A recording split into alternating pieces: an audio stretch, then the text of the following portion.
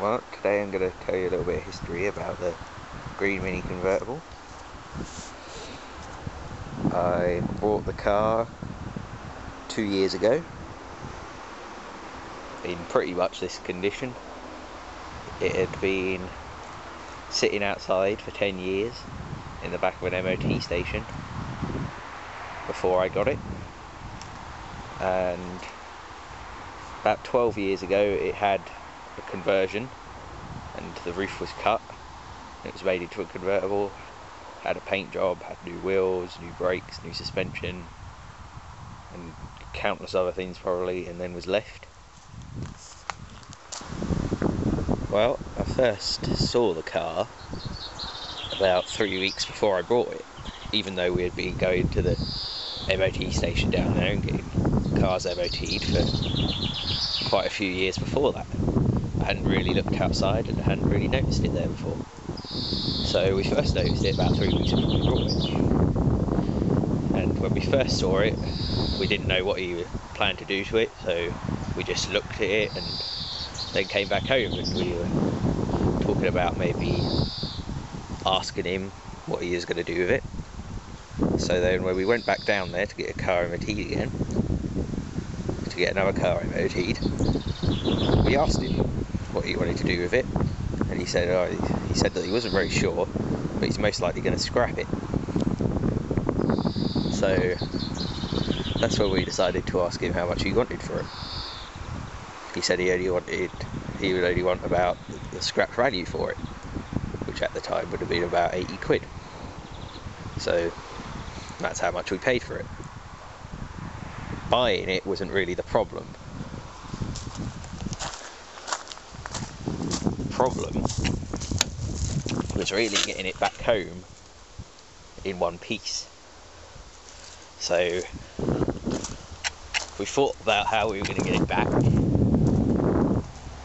and well, here's how we got it. We used this towing dolly that my dad had bought from eBay before we moved to bring some cars up here.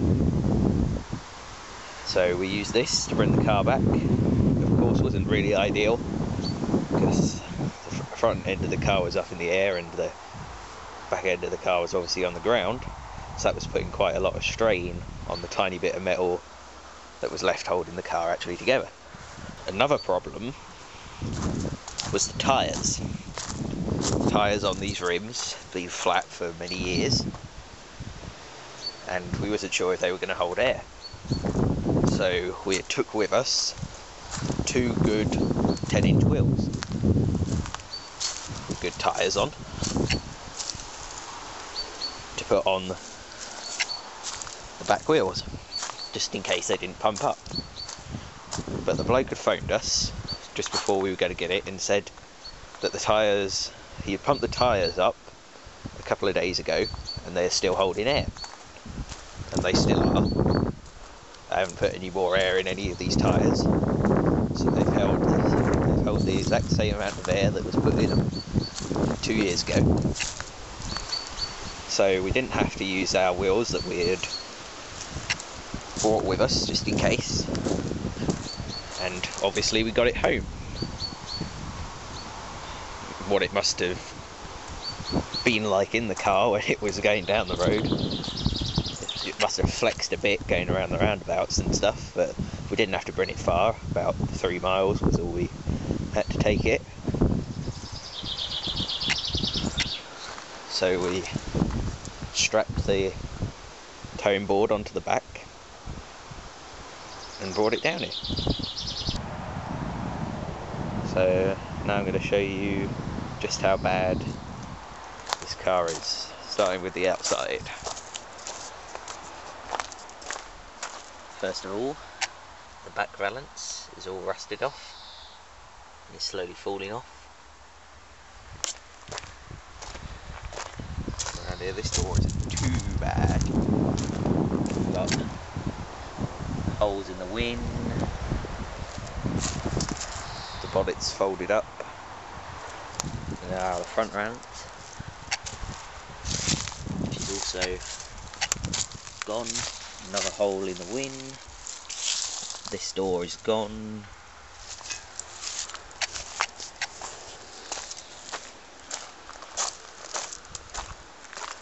Boot lid is also rusting.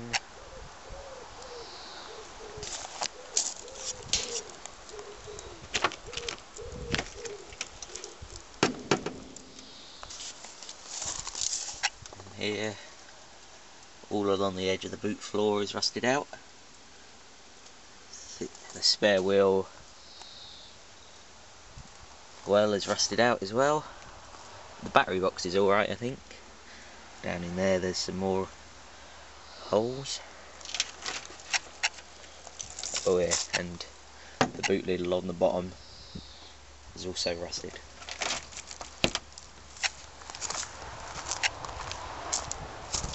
And come into the car, which is really bad. First of all there on the seals.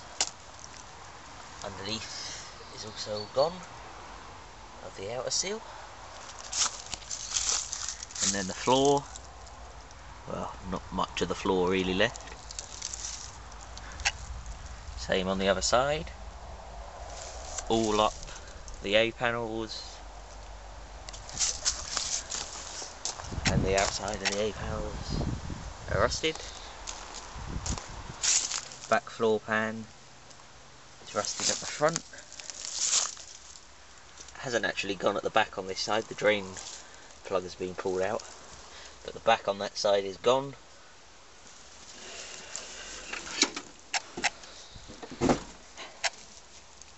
Seals on that side are gone, all the way up to the A panel. The door doesn't actually open on that side. The hinges are rusted shut, and basically the whole mounting where the hinges just moves with the door. See if I can get the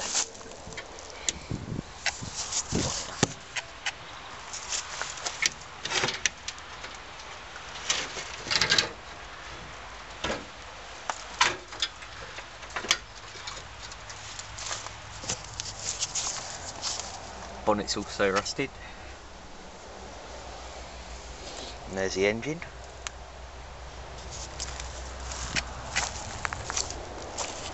It says on the speedo that the engine's done 66,000 miles, which is probably genuine. The seats don't look very worn, just being ripped by my cats. In the boot there's some various things that came with it. Grill, and there's a box under there that's got bits of engines. There's a rocker cover there. So I think the engine has probably had some work when he was converting the car.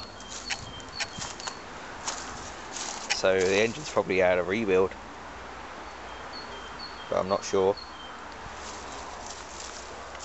Won't know until I get it out and start looking at it properly.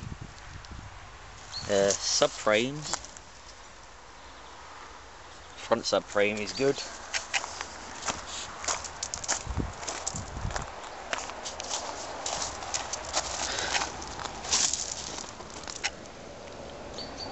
Rear subframe also looks okay.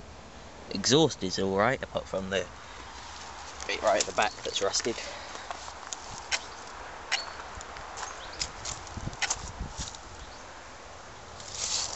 It's all the roof assembly.